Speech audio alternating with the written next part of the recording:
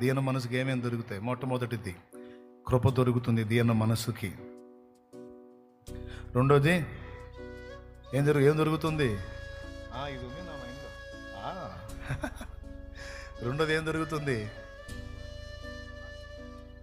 పరలోక రాజ్యం దొరుకుతుందండి. దేనికి? దీన మనసుకి. ఇంకా తన మార్గాలు నేర్పుతాడు. మొట్టమొదటిది దీన మనసు గలవారు కృప పొందుతారు. రెండవది దేవుని మార్గాలు నేర్పించబడతారు. మూడవది పరలోక రాజ్యాన్ని కట్టగలుగుతారు, పరలోక రాజ్యాన్ని స్వతంత్రించుకోగలుగుతారు.